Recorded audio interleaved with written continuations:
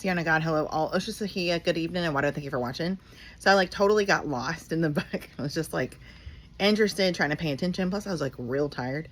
So like I really wasn't doing a lot of time checks. And so Instagram cuts it off at 20 minutes. So anyway, I'm gonna, for the Instagram folks, I'm gonna go ahead and pick up where I left off at the 20-minute mark. So let's see. He was talking about the, he put the screw on the valve covers, replace the plugs, and start it up. So the tappet noise is gone, but that doesn't mean much yet. Oh, this is day 7, part A of reading Zen and the Art of Motorcycle Maintenance, an Inquiry into Values by Robert M. Pirsig. Let's see.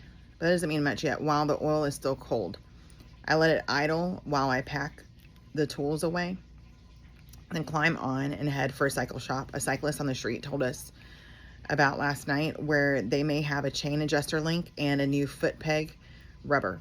Chris must have nervous feet. His foot pegs keep wearing out.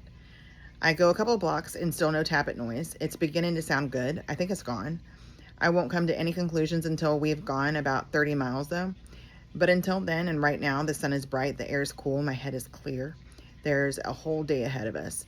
We're almost to the mountains. It's a good day to be alive. It's this thinner air that does it. You always feel like this when you start getting into higher altitudes. The altitude, that's why the engine's running rich. Sure, that's got to be the reason. We're at 2,500 feet now. I'd better switch to standard jets. They take only a few minutes to put in and lean out the idle adjustment a little. We'll be getting up a lot higher than this. Under some shady trees, I find Bill's cycle shop, but no Bill. A passerby says he has maybe gone fishing somewhere, leaving his shop wide open. We really are in the West. No one would leave a shop like this open in Chicago or in New York. Inside, I see that Bill is a mechanic of the photographic mind school. Everything lying around, I was thinking about leaving everything open. Like that's literally my kind of town. That's my kind of place, you know, as long as everything else is ideal. Because I mean, if you can leave everything open, that's wonderful. However, on the flip side of the coin, that is literally like the softest target that you could get. You know what I mean? Good Lord. Anyway, everything lying around everywhere. Wrenches, screwdrivers, old parts, old motorcycles, new parts, new motorcycles, sales, literature, inner tubes, all scattered so thickly and clutteredly, you can't even see the workbenches under them. I couldn't work in conditions like this, but that's just because I'm not a photographic mind mechanic. Bill can probably turn around and put his hand on any tool in this mess without having to think about where it is. I've seen mechanics like that. Drive you crazy to watch them, but they get the job done just as well and sometimes faster. Move one tool 3 inches to the left though, and he'll have to spend days looking for it. Bill arrives with a grin about something. Sure, he's got some jets for my machine and knows right where they are. I'll have to wait a second though. He's got to close a deal out in the back on some Harley parts. I go with him out in a shed and back and see he is selling a whole Harley machine in used parts, except for the frame, which the customer already has. He is selling them all for $125. Not a bad price at all. Coming back, I comment, he'll know something about motorcycles before he gets those together. Bill laughs, and that's the best way to learn too.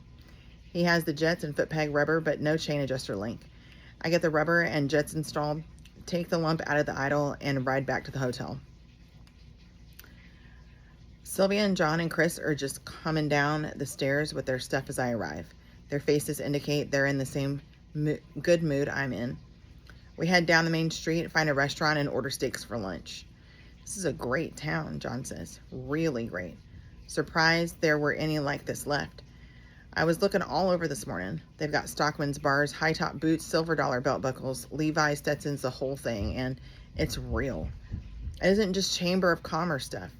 And the bar down the block this morning, they just started talking to me as if talking to me like I'd lived there all my life. We order a round of beers. I was thinking, they literally do that, right? I mean, and then they'll probably like start saying everything like you're part of the family or something, you know what I mean? Like, and it's like one of those TMI situations But in those situations, though, you learn so much about the town, about like the atmosphere of the generalization of the people, kind of, you know what I mean? Like, kind of like the buzz of the town, sort of. And it just reminds me of, like, I don't know, the idea of Friday Night Lights, like where the entire town shuts down to go to the local high school to watch the football game. You know what I mean? I don't know. It's kind of like a ghost town going through there, and then they've got like all the words written out on the windows and stuff, like in support of the school and whatnot. Like, uh, small town. Just love it. Anyway, move it on. We order a round of beers. I see by a horseshoe sign on the wall, we're into Olympia beer territory now, and order that. They must have thought I was off a ranch or something, John continues. And this one guy was talking away about how he wasn't going to give a thing to the GD boys, and I really enjoyed that. Oh, just like I was saying, they like treat you like your family or something. The ranch was going to go to the girls because the GD boys spent every cent they got down at Susie's. John breaks up with laughter. Sorry he ever raised them, and so on. I thought all that stuff disappeared 30 years ago, but it's still here. The waitress comes with the steaks, and we knife right into them. That work on the cycle has given me an appetite. Something else that ought to interest you, John says. They were talking in the bar about Bozeman, where we're going. They said the governor of Montana had a list of 50 radical college professors. What? The letters are kind of missing up there. Of 50, I believe that's what it says, radical college professors at the college in Bozeman he was going to fire. Oh, that tracks. Then he got killed in a plane crash. Good Lord. That was a long time ago, I answered. These steaks really are good. I didn't know they had a lot of radicals in this state. They've got all kinds of people in this state, I say, but that was just right-wing politics.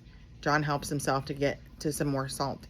He says, a Washington newspaper columnist came through and put it in his column yesterday, and that's why they were all talking about it. The president of the college confirmed it. Did they print the list? I don't know. Did you know any of them? Excuse me. If they had 50 names, I say, mine must have been one.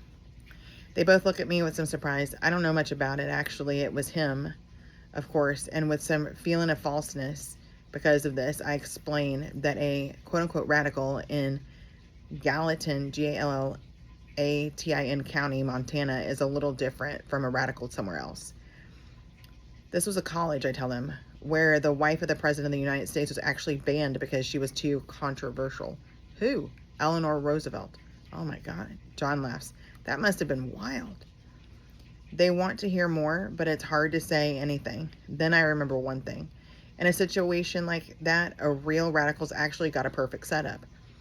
He can do almost anything and get away with it because his opposition have already made butts out of themselves. They'll make him look good no matter what he says. On the way out, we passed a city park, which I noticed last night, and which produced a memory concurrence. Just a vision of looking up into some trees. He had slept on that park bench one night on his way through to Bozeman. That's why I didn't recognize that forest yesterday. He had come through at night on his way to the college at Bozeman. Chapter 9. Now we follow the Yellowstone Valley right across Montana. It changes from western sagebrush to midwestern cornfields and back again, depending on whether it's under irrigation from the river. Sometimes we cross over bluffs that take us out of the irrigated area, but usually we stay close to the river. We pass by a marker saying something about Lois and Clark. One of them came up this way on a side excursion from the Northwest Passage. Nice sound. Fits a Chautauqua. We're really on a kind of Northwest Passage too. We pass through more fields and desert, and the day wears on. I want to pursue further now that same ghost that Phaedrus pursued rationality itself, that dull, complex, classical ghost of underlying form. I keep wondering, because I cannot remember this book, because it's been like almost 30 years or something since I last read it. Yeah. Gosh dang. Anyway. It's like I'm reading it for the first time. And I keep thinking about how he keeps referring to Phaedrus as being a part of him. I don't know. Is it going to reveal more, answer all the questions that I got going on? That's like get me tongue tied as I read this, because I'm like thinking about all the other stuff like as I'm reading it. Anyway, not sure if that's happening to you or not, but alrighty. This morning I talked about hierarchies of thought system. Let me see. Now I want to talk about the methods of finding one's way through these hierarchies. Logic. Two kinds of logic are used, inductive and deductive. Inductive inferences start with observations of the machine and arrive at general conclusions. For example, if the cycle goes over a bump and the engine misfires, and then goes over another bump and the engine misfires, and then goes over another bump and the engine misfires, and then goes over a long, smooth stretch of road and there is no misfiring, and then goes over a fourth bump and the engine misfires again, one can logically conclude that the misfiring is caused by the bumps. That is induction, reasoning from particular experiences to general truths. Deductive inferences to do the reverse, excuse me. They start with general knowledge and predict a specific observation. For example, if from reading the hierarchy of facts about the machine, the mechanic knows the horn of the cycle is powered exclusively by electricity from the battery, then he can logically infer that if the battery is dead, the horn will not work. That is deduction. Solution of problems too complicated for common sense to solve is achieved by long strings of mixed inductive and deductive inferences that weave back and forth between the observed machine and the mental hierarchy of the machine found in the manuals. The correct program for this interweaving is formalized as scientific method. Actually, I've never seen a cycle maintenance problem complex enough really to require full-scale formal scientific method. Repair problems are not that hard. When I think of formal scientific method, an image sometimes comes to mind of an enormous juggernaut, a huge bulldozer, slow, tedious, lumbering, laborious, but invincible. It takes twice as long, 5 times as long, maybe a dozen times as long as in formal mechanics techniques. But you know in the end you're not going to get it. There's no fault isolation problem in motorcycle maintenance that can stand up to it. When you've hit a really tough one, tried everything, racked your brain and nothing works, and you know that this time nature has really decided to be difficult, you say, okay, nature, that's the end of the nice guy, and you crank up the formal scientific method. For this, you keep a lab notebook. Everything gets written down formally so you know at all times where you are, where you've been, where you're going, and where you want to get. In scientific work and electronics technology, this is necessary because otherwise the problems get so complex, you get lost in them and confused and forget what you know and what you don't know and have to give up. In cycle maintenance, things are not that involved. But when confusion starts, it's a good idea to hold it down by making everything formal and exact. Sometimes just the act of writing down the problem straightens out your head as to what they really are. The logical statements entered in the notebook are broken down into 6 categories. 1, statement of the problem. 2, hypothesis as to the cause of the problem. 3, experiments designed to test each hypothesis. 4, predicted results of the experiments. 5, observed results of the experiments. And 6, conclusions from the results of the experiments. This is not different from the formal arrangement of many college and high school lab notebooks, but the purpose here is no longer just busy work. The purpose now is precise guidance of thoughts that will fail if they are not accurate.